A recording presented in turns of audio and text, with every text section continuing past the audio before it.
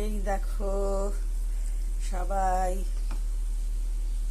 আমি রান্নার ভিডিও আজকাল আর করি না, তবুও টেক্সচারটা খুব সুন্দর এসেছে, তাই জন্য ভাবলাম একটু ভিডিও করে তোমাদের সাথে জিনিসটা শেয়ার করি।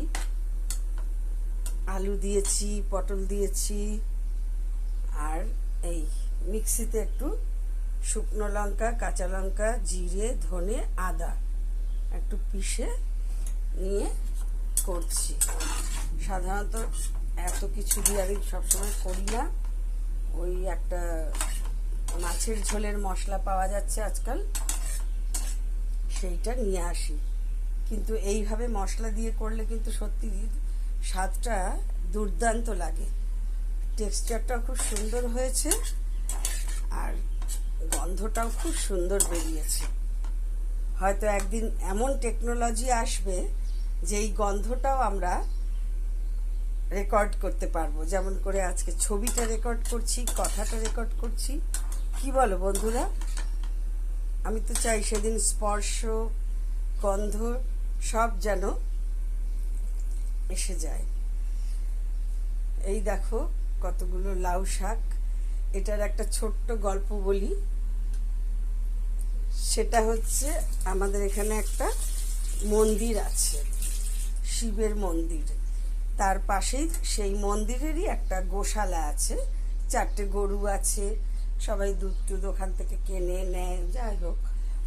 এবার সেইখানে এত লাউ গাছ হয়েছে, আর মানে ছাদের উপরে লাউয়ের এটা তুলে দিয়েছে, তো লাউ শাক একদম ঝুলে ঝুলে পড়ছে। তো এখানে অত বিহারি বা পাঞ্জাবি ওরা এগুলো তো খায় না, জানেও না। আর আমি বাঙালি, যেখানে বলে যে যেখানে যা পাবে ঘাস লতা পাতা সব খাবে। যেই দেখেছি এটা, সঙ্গে সঙ্গে মন্দিরের যে পণ্ডিত মশাই, তাকে গিয়ে জিজ্ঞেস করলাম যে আমি একটু লাউ শাক নিতে পারি, ওই ছেলেটি আছে, আমাকে একটু কেটে দেবে? বলে হ্যাঁ হ্যাঁ নিয়ে যান নিয়ে যান। তো ওরা জানে যে ওই বাঙালিগুলো যা তা খায়, কিন্তু যা তা নয়। এটা যে পোস্ত আর শস্য দিয়ে আলু দিয়ে বানালে কি যে টেস্টি হবে তা ওদেরকে বোঝানো যাবে না, দরকার নেই বুঝিয়ে, তাহলে দাম বেড়ে যাবে। কি বলো বন্ধুরা? তাই ছেলেটি আমাকে কেটে দিল, বললো আন্টি আরও নাও। আমি বলছি না রে, আঙ্কেল তো লাউ শাক খায় না, ও কুমড়োর শাক খায়, আমি একটু খাবো, আর আমার তো স্বভাব একটু কাউকে না দিয়ে আমি খেতে পারি না।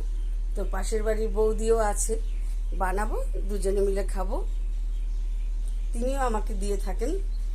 আর এই একটা বাজে কুমড়ো কালকে নিয়ে এসেছি, আমার বর তো দেখি বলছে ছি, এটা কি একটা কুমড়ো হলো? তখন আমি বললাম যে ঠিক আছে, গরিব মানুষ, গরিব চাষি, ওদের বাড়িতে হয়েছে, কিন্তু বোধহয় বেশি রোদ লেগেছে না কি জানি না। আমারও কুমড়ো হয়েছিল, যারা আমাকে ফলো করো তারা দেখেছো। তা আমি বললাম কি আছে, কুমড়ো, এটা একটু কিছু বানিয়ে টানিয়ে নেব।